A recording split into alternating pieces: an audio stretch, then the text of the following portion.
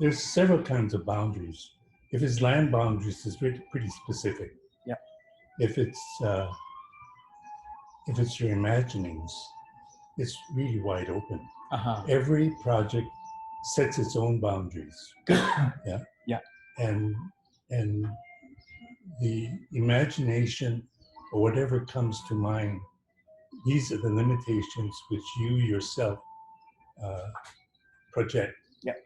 And actually, there are no other boundaries that, at least in terms of design, that are particularly pertinent. Okay.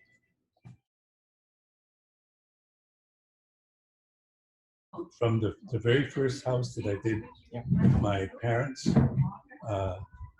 you could see kind of the beginnings of spatial development. But then as it progressed through the various years, in fact, the Kanuki house was perhaps 10 years later. And there are two kinds of homes right there, both having to do with spatial development. One being an outgrowth of subdivision homes merged with telephone poles. So they were still single wall at the time. Good. And yet using the structure of telephone poles versus frame, it gave the home an entirely different kind of feeling. Good. Yeah, and then right next to it, the smaller building that came out of having lived in India for a couple of years, where space was very limited, and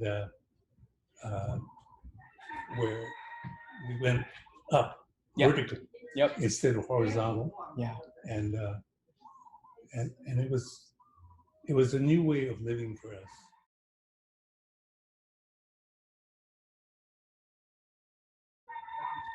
Interesting that you should ask that, because after India and having met some of the guru masters,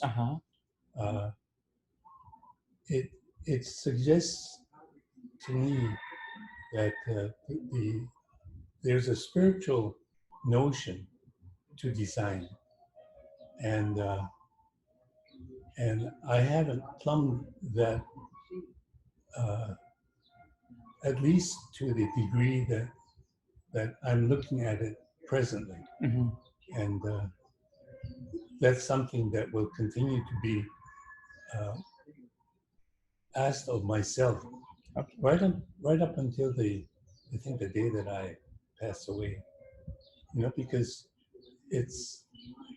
those are notions that continually press the human existence.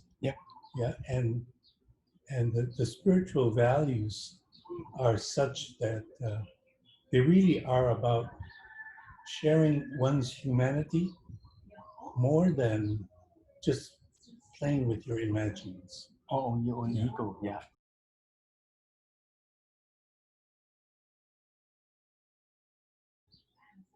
Again, I think the spiritual development of an individual is, it's, interestingly, for Irene, is the Star of David. Yeah. Because of the Portuguese sailors, and how they left Portugal and went down to Goa in India and then up through the Orient. For me, having lived in India and having met three major gurus, and having seen how little they can live with and on,